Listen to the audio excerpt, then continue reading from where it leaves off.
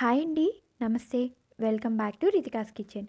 ఈరోజు వీడియోలో చాలా simple and quick recipe carrot fry ఎలా తయారు చేయాలో చూపించబోతున్నానండి. క్యారెట్‌ని గనుక తురిమి ఇలా ఫ్రై చేశారంటే పొడి పొడిలాడుతూ చాలా రుచిగా ఉంటుంది. సో, ఇక లేట్ చేయకుండా తయారీ ప్రాసెస్‌లోకి వెళ్ళిపోదాం. ఇందుకోసం ముందుగా అరకిలో క్యారెట్‌ని తీసుకొని అలాగే వీటిని పీల్ చేసుకోవాలి. ఇలా మొత్తం అన్నీ పీల్ చేసుకున్న తర్వాత వాటిని ఒక బౌల్లోకి వేసుకొని నీట్‌గా 2 సార్లు వాష్ చేసుకోవాలి. ఇలా వాష్ చేసుకున్న తర్వాత వాటిని 2 వైపులా కట్ చేసుకోవాలి.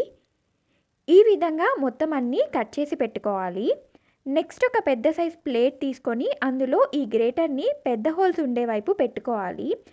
ఇది పెద్ద హోల్స్ వైపు తురుముకోవడం వలన ఈ క్యారెట్ ఫ్రై పొడి పొడిగా చాలా బాగా వస్తుంది. నెక్స్ట్ క్యారెట్‌ని తీసుకొని ఈ విధంగా తురుముకోండి. అలాగే మొత్తం తురుముకోవాలి. చూసారా, పెద్ద హోల్స్ ఉండే వైపు తురుముకోవడం వలన క్యారెట్ తురుము అనేది ఈ విధంగా వస్తుంది. తర్వాత స్టవ్ వెలిగించి కడాయి పెట్టుకొని అది హీట్ అయ్యాక అందులో ఒక 6 టేబుల్ స్పూన్స్ వరకు ఆయిల్ వేసుకోవాలి. ఆయిల్ హీట్ అయిన తర్వాత అందులో 1 స్పూన్ పచ్చిశనగపప్పు, అర స్పూన్ మినపప్పు, కొన్ని ఎండుమిర్చి ముక్కలు, కొన్ని క్రష్ చేసిన వెల్లుల్లి రెబ్బలు, అర స్పూన్ ఆవాలు, అర స్పూన్ జీలకర్ర వేసి ఫ్రై చేసుకోవాలి. ఈ పప్పులు ఈ విధంగా కలర్ చేంజ్ అయ్యి ఫ్రై అయ్యాక అందులో మనం ముందుగా తురిమి పెట్టుకున్న క్యారెట్ తురుము, అలాగే కొంచెం కరివేపాకు వేసి ఒకసారి బాగా మిక్స్ చేసుకోవాలి. Next stove medium to high ఫ్లేమ్లో అడ్జస్ట్ చేసుకుంటూ ఫ్రై చేసుకోవాలి. మధ్య మధ్యలో కలుపుతూ ఫ్రై చేసుకోవాలి. అలాగే అందులో తగినంత సాల్ట్, కొంచెం పసుపు వేసి బాగా మిక్స్ చేసుకోవాలి. ఇది ఫ్రై అవుతూ ఉండగా ఈలోపు కొబ్బరి కారం రెడీ చేసుకుందాం.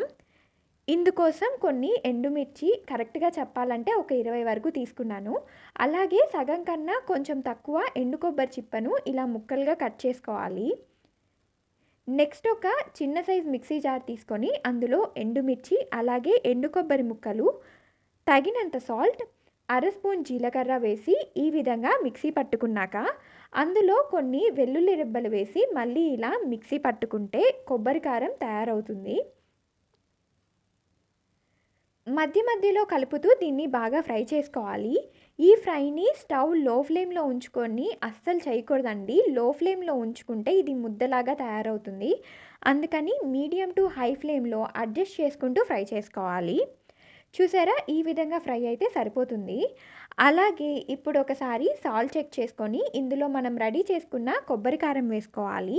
ఈ కారం అనేది మీరు తినే కారాన్ని బట్టి వేసుకోండి. నేనైతే 2 స్పూన్లు యాడ్ చేసుకున్నాను. నెక్స్ట్ ఇదంతా క్యారెట్‌కి పట్టేలాగా బాగా మిక్స్ చేసుకొని స్టవ్ ఆపితే మన క్యారెట్ ఫ్రై రెడీ. ఒకసారి మీరు కూడా ఈ విధంగా ట్రై చేయండి. మీకు తప్పకుండా నచ్చుతుంది.